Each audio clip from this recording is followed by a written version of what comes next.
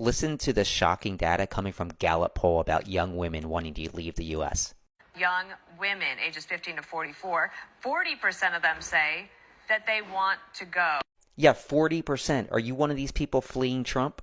To get back to teaching our kids to love this country, that this is the greatest country on earth. Translation, we have to teach our children to love their oppression, and we're not the greatest country on earth. Out of all the countries on earth, we lead the world in infant mortality, shortest life expectancy, homelessness, joblessness, and unaffordability. Our highest exports in commodity are things that shorten life expectancy, one of the biggest being weapons and war. We're actively taking away women's rights to health care. Soon it'll be their right to vote and their right to marry who they choose, and then also be able to divorce if they want to. And this entire conversation is stemming from the fact that there's a new poll out that states women are more inclined to leave the United States than live here. Yeah, record numbers of younger women want to leave the U.S. 40% age 15 to 44. 15 said they would move abroad permanently if they had the opportunity. And to anybody actually living in reality, seeing what's happening here in the United States of America, this is not a shock. Women are expected to have a higher life expectancy than men in this country. Men are the ones who are taking away their rights and causing their quality of life to decline. So why would someone who's going to live longer than the person who's oppressing them want to stay in the area they're being oppressed?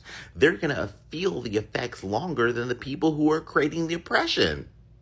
But they have to act shocked over there. They have to create some other news story than those emails.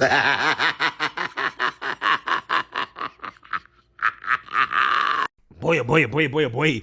So once again, we got to talk about a specific demographic of people deciding to flee their country or their state or their town, their city, because of policies that they don't like. Now, I believe there are policies that, if implemented, it actually does make sense to flee, right? To go somewhere else, okay, in order to have a better life.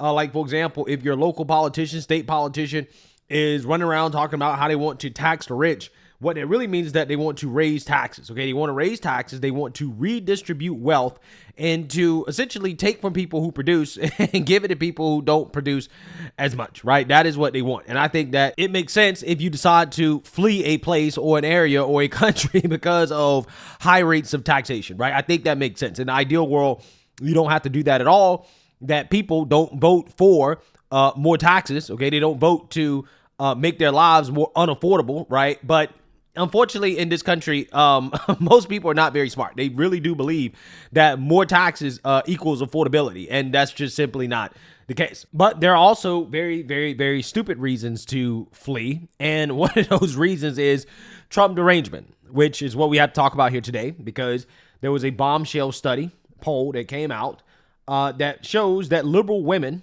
aka brainwashed women, Trump deranged women, they want to leave the United States of America. They don't want to stay here. They want to leave, okay? And in some cases, you do have women who are, in fact, leaving the country. So I want to talk about it because who knows? Maybe this may be the answer to this country's problems.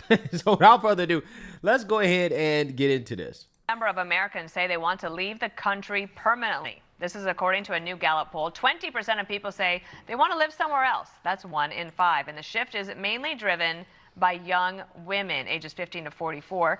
40% of them say that they want to go. And Martha and I texted about this last night because I'm thinking we've had an opportunity to travel many places around the world. To me, there is no better place than America. If you were born here, George Bush used to say, you won life's great lottery. Exactly. You're an educated American woman. Your ticket, you write it yourself. But people want to leave. Yeah, I think that this is a great point. And this is one of those things that really blows my mind when I really sit down and think about it, is the fact that, yes, if you were born in the United States of America, especially at this point in time, you really did hit the lottery, right, in regards to life, because you could have been born in Bangladesh, okay? And I don't think that your life would be good, okay? It would not be as great as it is right now, relatively speaking, if you were born in any other country at any other period of time, right? So not only did you win the location lottery, but you also won the time lottery, right? In the grand scheme of things, okay? The average poor person in the United States of America, again, relatively speaking, eats like a king, right? And lives like a king compared to a vast majority of people who've ever lived on this planet, period, ever. Okay. And at this point in time, especially as a man, you're not even expected to fight a war, right? I mean, generally speaking, you really don't even have to worry about going and fighting and dying for your country, which was kind of the plight of most young men in human history, right? I mean, by the time you were a teenager, you were expected to go and fight and die for your tribe, for your country, for your nation, for your empire, your kingdom, whatever, right? Yeah, you were expected to do that, right? That was just kind of what it was. And you were lucky to live to be 30 years old and to have a family and kids. Yeah, I mean, a lot of people really don't understand how blessed they are to be alive. Again, not only when you're talking about just being lucky enough to be born in the United States of America, to be American, but also during the right period of time. Basically, if you were born during the last 50, 60 years, I mean, you've had it better than any human in human history, to be honest with you, just generally speaking. Me personally, I am just happy that, you know, I wasn't born in Zimbabwe or something, right? Or Sudan, okay, or Ghana or someplace like that. This is why I thank God for European colonialism, right? It was an amazing thing. And I understand for certain groups of people at the time, European colonialism was not great. But fast forward in the future, it was great for people like me, right? So that's why I'm thankful. I'm very thankful for European colonialism. I know some people will probably not get where I'm going with that. But yeah, I mean, this is part of the reason why I just kind of feel like people who boo-hoo whine and cry victimhood in the United States of America, like I just don't feel bad, right? Like I just don't feel anything because I'm like, you're not a victim at all. And if you're just slightly above average, I mean, if you're just average, right, you still got it pretty good. But if you're just slightly above average in this country, man, you got all the opportunity in the world. All you need to do is just be slightly above average, especially nowadays with everybody, again, playing the victimhood card. If you just outperform your peers, who, again, are average, right? If you just slightly outperform them, you are good, right? So, yeah, I mean, that's kind of how I feel about that. Yeah, you know, I think it's true. When you travel other places, which we both love to do, it's always fascinating, but then you're always glad to come home and you always appreciate the great things about this country. There's a lot of parallels in this group between the vote that we saw on Tuesday in New Jersey and in Virginia when you look at the age range. The other thing is that it doesn't ask, are you going to leave? It just says, basically it's like at a cocktail party, would you say, I really want to get out of here. I really want to leave the country. But they're not actually leaving the country. So it's just complaining, and there's a lot of Trump derangement syndrome. They all want to be Emily in Paris. Oh, yeah, but they want, and I think it's a protest. Emily in New York. It's a protest vote against the president, I think, because it traces right back to when he was nominated, you know? And so while you have so many young women at these turning point events, and the other side is thriving in a huge way, this group likes to, at least at cocktail parties, say that they want out. But I don't think they're going anywhere. You know, maybe in the grand scheme of things, they're not, okay? But there are some who are fleeing, who are in fact deciding that, hey, you know what? I am going to leave the United States of America because Trump bad, right? Trump fascism. Take a look. I'm Jason Whiteley. She really did it. A Fort Worth woman up and left Texas. She moved to the Netherlands, all because Donald Trump is president. Janelyn Sanchez sold off most of her belongings in Fort Worth last fall. Now, though, after several months living outside of Amsterdam, we decided to check back in with her. She says news of her leaving has sparked interest from other Texans considering the same thing. People interested in what it takes to move overseas and which countries are easiest to relocate to. Many questions people are asking. So Sanchez decided to start a business to help other people do what she did. Wait, Jana, what is the name of this business? It's called GTFO Tours, What does that GTFO mean? Relocation Tours. Get the F out. Wow, your language has gotten cleaner since you've moved over to Europe. Jana, I don't think I'm allowed to say what the F stands for, but I think everybody gets it. So I'm an EU citizen. I'm from Bulgaria, and I've lived in America for a good portion of my life. Gone to school here for most of my life. And I'm leaving. I'm leaving in less than a year. That American dream that they sell you is just that, a dream. It doesn't exist. Unless you are extremely rich, The system here is designed to punish you, torture you even. Starting tomorrow, there are going to be people, millions of people, who don't have health care and who aren't going to be receiving their SNAP benefits, which means people are going to go hungry and people are going to perish. And to those of you that are trying to police people about what they spend their SNAP benefit money on, how's that boot taste? How's that boot taste? Also, what business is it of yours what someone does with their SNAP benefits? Why do you care that they're buying a pack of Oreos? That is the one thing they probably have to look forward to. After likely working all day and only getting to spend like 30, 45 minutes with their kids if they have kids. Which I'm so thankful that my boyfriend and I don't want kids ever, because I refuse to bring children into this messed up world. And dozens of other reasons. But we can't do it anymore. We're moving out of the US in 4 months, and I'm starting to think we're not gonna have enough time. I'm starting to worry and get scared that we're really not gonna have enough time. With the way things are looking at the airports right now and the government shutdown, I'm fucking scared we're not gonna be able to fly out. And what do we do with that? Do we plan to drive? We weren't planning to drive originally. But I guess it's time to come up with a plan, a different plan on how to get there. If we could go sooner, we would definitely go sooner, but we don't have the funds to go sooner. So what?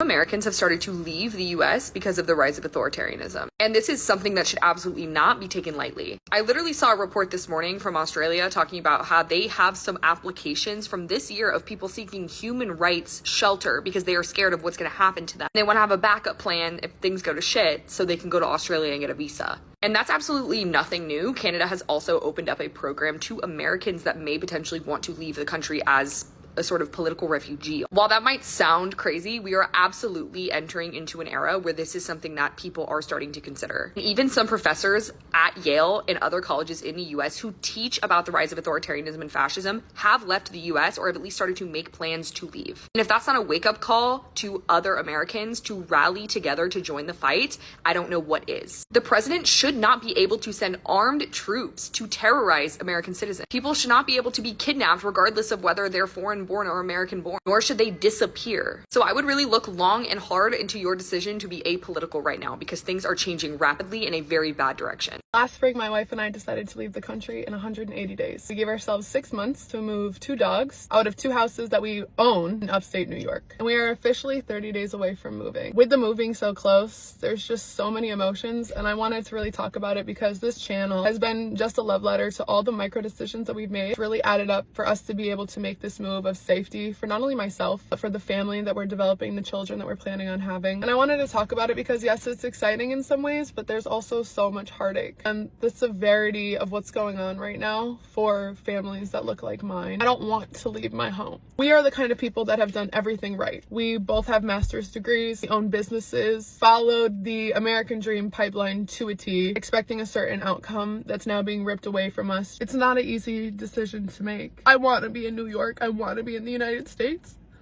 I want to build a life here. I want to raise my kids in the same place that I was raised. But unfortunately, I have to be brave enough to explore other options. Right now, at least. I can't have children in this instability of their parents might not legally be recognized as their parents or married every other year, with that legislation being constantly up for debate. Can't raise children in that way. It's real for a lot of people. This is not something that we want to do. It's something that we have to do for our safety. And just like we always do, we're going to make the best out of what life gives us, but it's not our first choice. And that's important for people to know. But I'll see you on the beach. Yeah, so I have a lot of questions about that last woman, okay? But generally speaking, apparently this is a thing, okay? And low-key, I kind of support this, right? And I'm going to tell you guys why I support liberal women leaving. Is because I believe that liberal women are probably the cause of a lot of our issues, especially when it comes to voting, for example. And some of the key groups that we're seeing behind the vote really telling the story here in New York City. When you break it down by age of the voter, the youth vote overwhelmingly went for Mamdani in this race. 75% of their support went to him. And when you break this down, into gender, that number gets even bigger. The female youth vote, women under the age of 30, you break that down, that number goes over 80% support for Mamdani in this race. Other key findings that we're finding in the New York City mayoral race, what qualities were voters looking for in their candidate? This was a change election. 27% said they wanted to bring change to the city. And look at that. They supported Mamdani. 72% of their vote went to him. Couple other things I want to highlight here. Do you identify as a democratic socialist? Look at this number. This is 1 out of every 4 New Yorkers who cast their ballot identified as a Democrat socialist. Of course, you click on this and you'll see their support went to Mamdani in this race, 81% of their support. Yeah, so 80% of the female youth vote went to Zohran Mamdani, a socialist. That is who these women vote for. This is what they vote for, right? Young women are voting for socialists at an alarming clip. And they vote in droves. They vote a lot. They are a very significant voting demographic. If, let's just say, for example, these women didn't vote, okay? This country probably would not have any Democrat representatives at all. Okay, outside of the, few areas in this country where you have a large amount of low testosterone men who vote Democrat. Yeah, if these liberal women didn't vote, then this country would actually be sane, right? We wouldn't have Zohran Mamdani. We wouldn't have the Ilhan Omars, the AOCs, the Rashida Tlaibs. We wouldn't have the Brandon Johnsons, the lunatics. We wouldn't have all these issues, right? We wouldn't have all this socialism. We would have open borders. We would have high rates of crime in these liberal cities. We'd actually have some order. We've had some prosperity. We would have some common sense, less wokeness. Yeah, I mean, if these liberal women want to leave, I don't think that's a bad thing, right? To be honest with you, I really don't. A vast majority of them, if they do decide to leave, they're going to be back because there is no better place on earth to live than the United States of America. Now, again, if you go to some other country, and you're rich and you got a, nice source of income coming in and you don't need to work in that other country, then you might be able to hold out, right? You might be able to hold out. But if you go to one of these other countries and you actually have to work a regular job in one of those countries, like including like Europe, for example, if you actually have to work a normal regular job in the UK or France or Spain or Germany, wherever, it ain't that great, right? It's not that great at all. You're going to find out that socialism isn't really that affordable, right? Despite this idea, this myth that socialism makes things more affordable, that's just simply not the case, okay? Socialism makes things more unaffordable. But sometimes you just got to give people what they want. You have to encourage people and say, hey, do what you got to do. If you feel like you got to leave, it is what it is. If it makes you feel better. But the crazy part about it is that it's not going to make them feel better. We know this because look at, for example, Rosie O'Donnell. She moved to Ireland, and Trump is still living in her head rent free, right? She's still suffering from Trump derangement. So moving is not going to get rid of the core problem, which is Trump derangement. It might make you temporarily feel better because you're in a different location. But once reality sets in that, things aren't so great in other parts of the world, you'll be back. It might not be a year, it might not be 2 years, but eventually they all come back, right? For the most part. Again, unless you're actually like legitimately rich, right? You have a stable source of income, again, outside of the country that you're moving to, okay, where you're making dollars, okay? And you don't have to work an actual regular job in the country that you're moving to. But, if you don't have that situation going for yourself, yeah, you're going to be back, right? Sooner rather than later. But I don't think it's a bad thing if these liberal women, at very least temporarily, if they decide that they want to move, they want to leave the country, great. That means that you shouldn't be voting during the midterms, right? Don't vote in 2028, okay? And then you can think about coming back after that, right? I'm just saying, it wouldn't be a bad thing right? If some of these people decide to leave the country, I am tired of encouraging people to stay. If they want to leave, then do what you got to do. If it makes you feel better, it makes you sleep better at night, do what you got to do. So let me know what you guys think. Make sure you like, comment, and subscribe. Most importantly, share a Black conservative perspective. Peace.